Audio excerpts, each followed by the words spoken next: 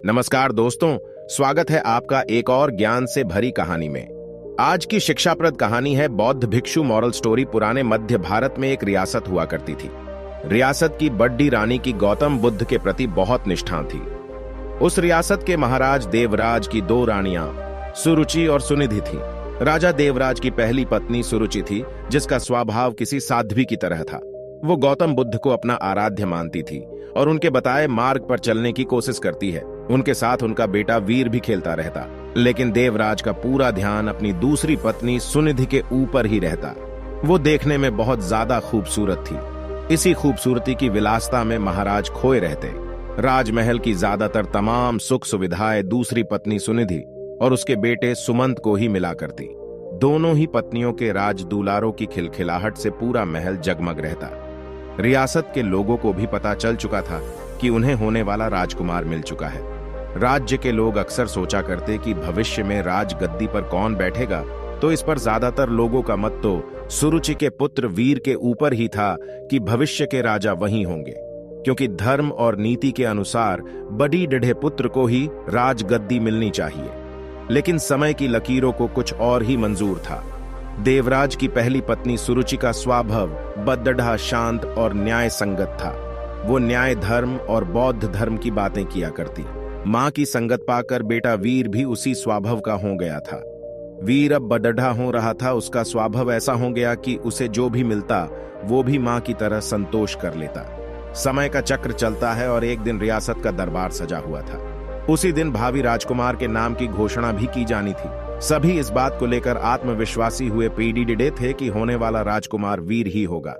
महाराज अपनी पत्नी सुनिधि के साथ सिंहासन पर बैठे हुए थे। महाराज छोटे बेटे सुमंत को दुलार रहे थे। वहीं वीर अपनी मां सुरुचि के साथ दरबार में बैठा हुआ था। सभी पुरोहितों ने वीर की मां को बता दिया था कि आज राज दरबार में वीर के राज तिलक की पूजा है, उसे तैयार करके लाना। वीर की मां सुरुचि ने भी बड़े डेढ़े दुलार से अपने बेटे को तैयार किया और ईश्वर के सामने प्रार्थना की और माथा टिकवाया। महल में शंख बजने शुरू हुए। पुरोहितों ने वीर का नाम भी लिया। बालक वीर सौम्य अंदाज में पिता की गद्दी की तरफ बढ़ा और अपने पिता का आशीर्वाद लिया।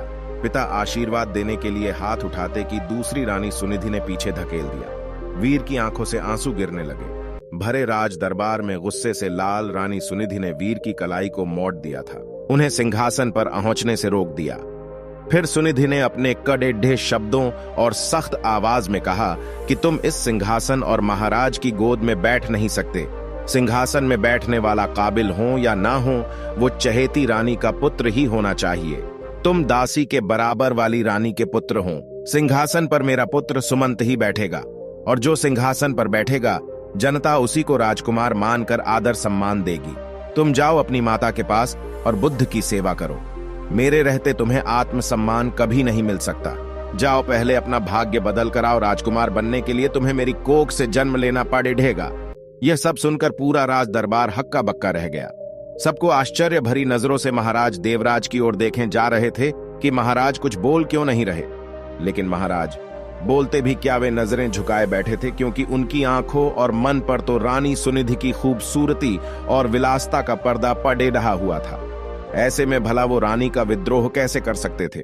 अगर वो रानी का विद्रोह करते तो उनकी विलासता भरी रातें कैसे रंगीन होती, खूबसूरत जिस्म का आनंद लेने से वंचित हो जाते। वीर को अपनी सौतेली मां की बातों से ज्यादा बुरा अपने पिता के चुप रहने का लगा। कुछ देर बाद वो राजमहल के बाहर चला गया। संध्या आरती का समय हो चला था। वीर की मां सुरुचि ने वीर को अपने पास बुलाया। वीर का चेहरा देखकर वो घबरा गई। वीर ने उनसे कहा कि मां, पिताजी हमारे साथ ऐसा क्यों करते हैं? अब हमारा क्या होगा?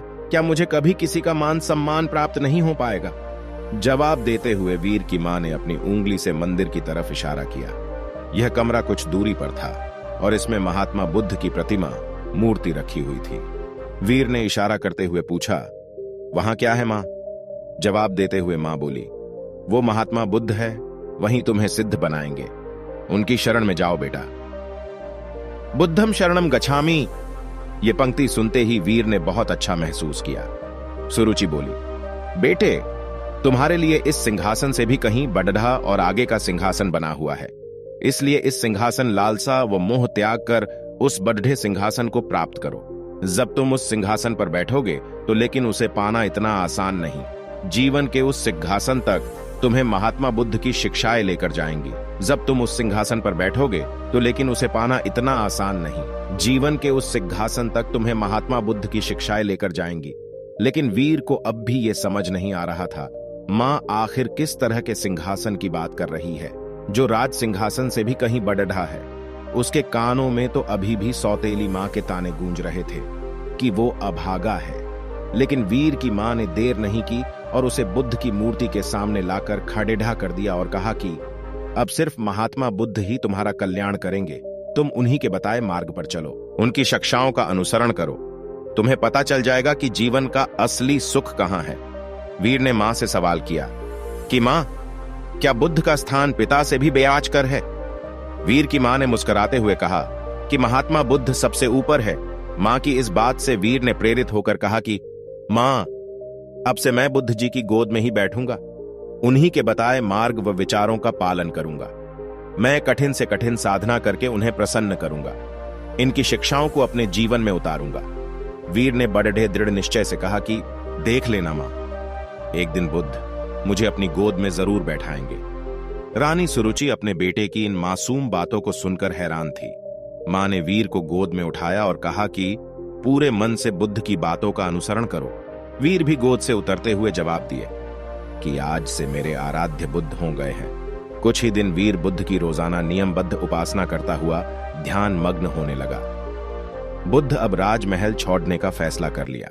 जो लड्ड का कल तक अपनी मां के पल्लू में छिपा घूमता रहता था, वो आज महल छोड़कर जंगल जाने का फैसला ले रहा है। इतने बड़े फैसले और जीवन परिवर्तन से सभी हैरान थे और मां को भी चिंता हो रही थी। माता पिता को प्रणाम कर वीर अब बुद्ध ज्ञान लेने जंगल की ओर निकल गया। महाराज देवराज को भी अपनी गलती का एहसास होने लगा, लेकिन अब भी वो कुछ ना कर पाए। वीर बुद्धम शरणम गच्छामि शब्दों का निरंतर जाप करता हुआ अपने पथ पर निकल गया। कोसों दूर पहुंचने के बाद वीर की मुलाकात एक बौद्ध भिक्षु से हुई। वो एक कुटिया में रहा करते थे। वहां उनके कुछ शिष्य भी थे। वीर ने बौद्ध भिक्षु से ज्ञान मांगा और कहा कि उन्हें बुद्ध से मिलना है। इसके जवाब में बौद्ध भिक्षु ने महात्मा बुद्ध की कहानी बताते हुए कहा कि कहूत को जान लेना ही बुद्ध को जान लेना है। लेकिन फिर भी वीर ने बुद्ध से मिलने की जिद नहीं छोड़ी। तब बौद्ध भिक्षु ने कहा, तुम अभी आराम करो, मैं कल सुबह तुमसे बात करूंगा। पूरी रात गुजर गई और वीर बुद्धम शरणम गच्छामि का जाप करता रहा। सुबह हुई तो वीर ने बौद्ध भिक्षु से फिर सवाल किया। भिक्षु ने जवाब में कहा कि अभी मेरी एक अंगूठी खो गई है, उसमें मेरी जान बसती थी, उसे खोज दो, फिर मिलवाता हूं। वीर पूरे मन से उस अंगूठी को खोजने में लग गया। सुबह से रात हो गई, लेकिन अंगूठी नहीं मिली। फिर बौद्ध भिक्षु ने वीर को दिया लेने के लिए कुटिया के अंदर भेजा। वहां पहुंचकर वीर ने देखा कि अंगूठी तो अंदर ही संभाल कर रखी हुई है। यह दृश्य देखकर वीर को बहुत दुख हुआ। उसने बौद्ध भिक्षु से कहा कि जब आपने अंगूठी को अंदर ही रखा हुआ था तो आपने मुझसे बाहर क्यों तलाश करवाया? इसका जवाब देते हुए बौद्ध भिक्षु बोले कि ठीक इसी तरह बुद्ध भगवान भी तुम्हारे अंदर विराजमान है, फिर भी तुम उन्हें बाहर क्यों खोज रहे हो? कहूद को मोह, सम्मान, लालच, बुराली, अपमान, क्रोध, क्रूरता, ईर्ष्या जैसे भावनाओं से मुक्त कर दो। किसी की बातों का बुरा मानना, क्रोध करना और किसी भी प्रकार लालसा मन से त्याग दो। बस इतना ही करना, फिर देखना बुद्ध तुम्हें तुम्हारे अंदर ही मिल जाएंगे। इसके बाद वीर जब यह भी समझ गए कि बुद्ध एक साधारण पुरुष से कैसे महात्मा बुद्ध बने थे, तब इसका उनके मन पर बहुत प्रभाव हुआ। वह बहुत प्रेरित हुए। वीर ने अब गहरे ध्यान में डूबकर बुद्ध की उपासना आरंभ कर दी। जैसे जैसे वीर का ध्यान गहरा होता गया, उसी तरह वीर को आत्मज्ञान की प्राप्ति होने लगी। एक वक्त ऐसा आया कि वीर की सारी चाहतें मर गई। वीर के मन से सभी लालसाएं खत्म हो गई। वीर को अद्भुत आनंद का एहसास हो रहा था। लंबे वक्त तक नियमबद्ध तरीके से ध्यान करते रहने से उन्हें आत्मज्ञान की प्राप्ति हुई थी। अब वीर के मुख का अद्भुत तेज देख लोग उन्हें महासंत कहने लगे। यह बात कुछ समय बाद मध्य रियासत तक पहुंच गई कि पर्वत की शिला में कोई बड़ाढ़े प्रतापी तेजस्वी बौद्ध भिक्षु ध्यान में मग्न रहते हैं। राजमहल की तरफ से उन्हें बुलावा भेजा गया। रियासत की हालत ठीक नहीं चल रही थी, क्योंकि महाराज का दूसरा बेटा विलासता में बर्बाद हो चुका था। सुनिधि का हुस्न व खूबसूरती भी उम्र के साथ ढल चुका था। वहीं दूसरी ओर वीर की समृद्धि दूर दूर तक फैलती जा रही थी। एक दिन था जब वीर को सिंहासन पर बैठने के लायक नहीं समझा गया था। एक दिन और आया, बौद्ध भिक्षु के रूप में वीर ने राजमहल में कदम रखा। प्रजा की आंखों में आंसू भी थे और सम्मान भी। महाराजा और सुनिधि हाथ जोड़े पछतावे के आंसू रो रहे थे। वीर की मां के कानों में भी बच्चे वीर की बातें साफ साफ गूंज रही थीं। बौद्ध भिक्षु रूपी वीर ने सबसे पहले महात्मा बुद्ध की प्रतिमा को प्रणाम किया और कहा कि दूसरों की सेवा से बड़ेडी कोई विलासता नहीं। कोई भी सिंहासन कोख से नहीं बल्कि काबिलियत से तय होता है। वीर ने राज सिंहासन का त्याग कर दिया और त्याग करने के लिए मंदिर रूपी कमरे की ओर चलने लगे। वहां वीर को देखने वाले लोग महसूस कर पा रहे थे कि जैसे कोई शांति की मूर्ति चल रही हो। बुद्ध की शरण में जाकर एक साधारण सा बालक वीर सिद्ध पुरुष बनकर लौटा था। दक्षिण भारत में आज भी यह कहा जाता है कि वीर को बुद्ध मंदिर की ओर जाते देखा था सबने, पर वापस आते कभी नहीं देखा गया। जब मंदिर के भीतर गए तो वहां पर बस भिक्षु वस्त्र ही मिले थे। कहा जाता है वह सिद्ध हो चुके थे, उन्होंने बुद्ध की शरणों में शरण ले ली थी। इस कहानी से हमें सीखने को मिलता है कि कर्म भाग्य से कहीं बढ़ा होता है, को परिस्थितियों को बदल देने की क्षमता रखता है। बुरा कर्म धीरे धीरे मनुष्य से एक दिन सब कुछ छीन लेता है। मन का चैन, सुख, शांति, धन, संपदा, वैभव, सम्मान, प्रतिष्ठा। बुरा कर्म, गलत आदतें एक दिन मनुष्य का जीवन नर्क बना देती है। इस कहानी से हमें यही सीखने को मिलता है कि ईश्वर सभी के अंदर, इसकी खोज स्वयं में करें। ईश्वर की मौजूदगी का एहसास जरूर होगा। जीवन में कोई पाप ना करें, हमेशा मदद करें और इंसानियत को जिंदा रखें।